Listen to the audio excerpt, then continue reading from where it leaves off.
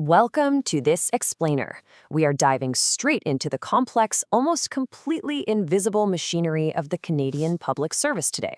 What we're trying to figure out is a fascinating, if pretty troubling, phenomenon. Why do massive, systemic failures happen constantly, yet result in absolutely zero consequences? We're taking a deep look at what we're calling the architecture of evasion. Think about this for a second. How does a government lose $60 million, actively harm over 400,000 of its own workers, and when all is said and done, blame absolutely no one? It literally sounds like an impossible magic trick, right? But it's not. To understand how this paradox thrives right in plain sight, we're going to take a journey from the macro level of massive government contracts all the way down to the micro level of a single individual. Let's start with a specific, recent example you're probably familiar with. The ArriveCan application. 80 grand. In the chaotic early days of the pandemic, this was the initial, honestly, highly sensible estimated cost to build a straightforward app. The goal was just to collect contact information from travelers. A totally reasonable starting point for an emergency measure. But then, the machinery kicks in. That cost didn't just grow, it absolutely exploded to an estimated $59.5 million. That's a project ballooning by over 750 times its original estimate. But here's the wildest part. It isn't just about the vanished money. It's the fact that every single procedural box was dutifully checked while those funds disappeared. Sure, 2 junior employees faced suspension, but higher-ups? True responsibility completely evaporated into a protective haze of executives. The late Auditor General Michael Ferguson actually hit the nail on the head when describing this dynamic. He noted that the public service had developed a reverence for checking boxes. Think about what that actually implies. If all the boxes are checked, then any flaw, like, say, a missing $60 million, must simply be a glitch in the system. This reverence for process acts as an incredibly effective alibi. It spreads and dilutes responsibility across so many different desks and sign-offs that when a catastrophic failure finally lands, no one is left holding the bag. And this evasion isn't just a one-off glitch with a single faulty app, it's a baked-in institutional feature.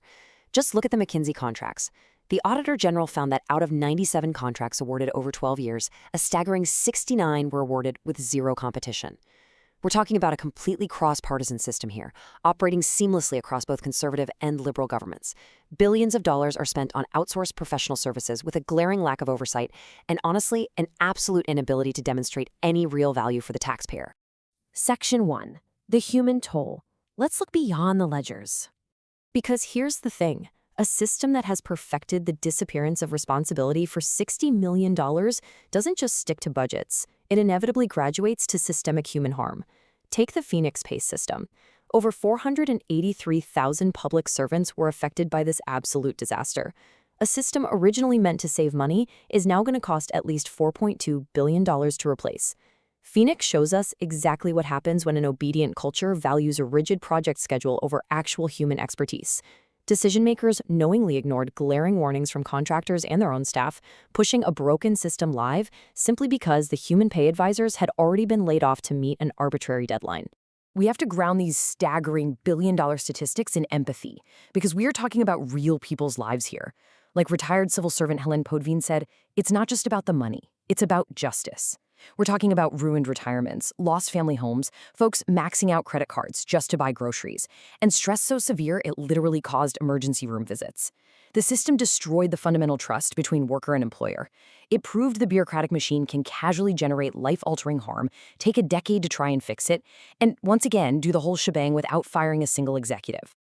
Moving on to Section 2, the value extractor.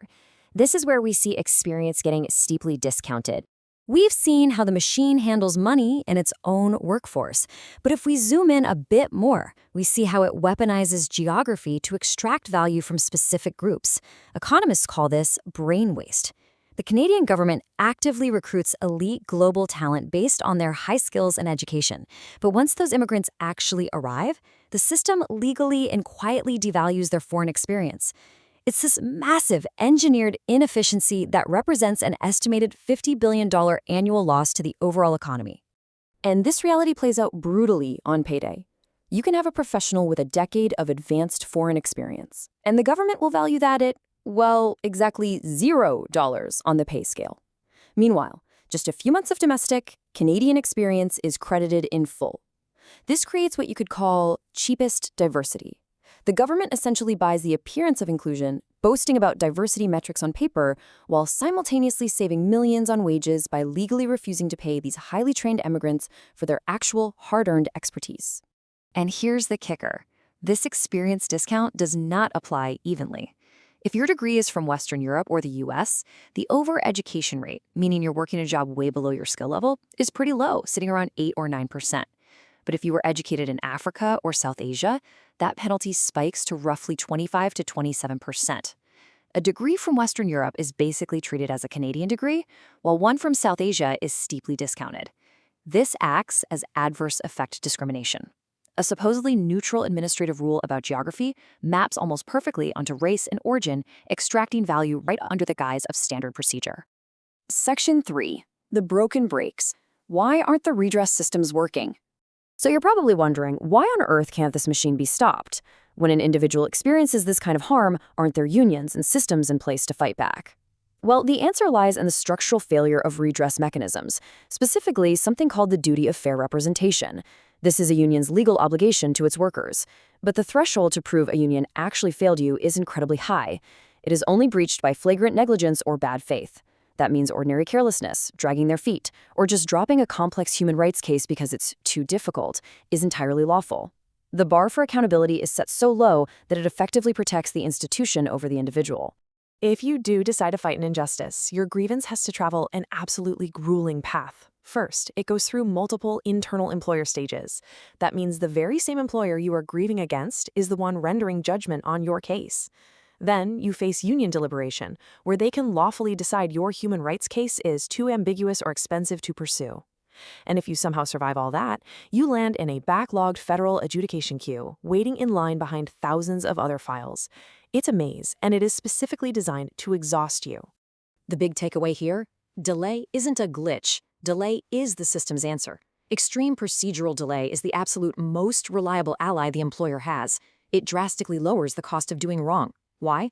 Because waiting is nearly free for a massive institution with endless legal resources, but it is financially, professionally, and emotionally devastating for the individual worker who is forced to wait years for a basic resolution. Finally, Section 4, the glitch in the system. Let's talk about individual resistance. Let's zoom right down to the final layer, the individual confronting this unaccountable culture. When cornered, the bureaucracy relies on what we can call the performance of change. The machine doesn't aggressively deny the problem, it absorbs it. Step 1. An auditor flags a massive failure. Step 2. The department enthusiastically agrees with the recommendations and launches a task force. Step 3. The system repeats the exact same failure 5 to 10 years later.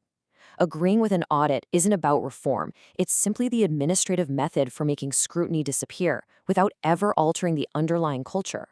But here is the fascinating part. The one real flaw in this whole architecture, the one thing the machine cannot process, is a single individual's refusal to consent to injustice. The system can endlessly delay you, it can diffuse the blame so broadly that no executive ever gets fired, and it can expertly perform the illusion of reform.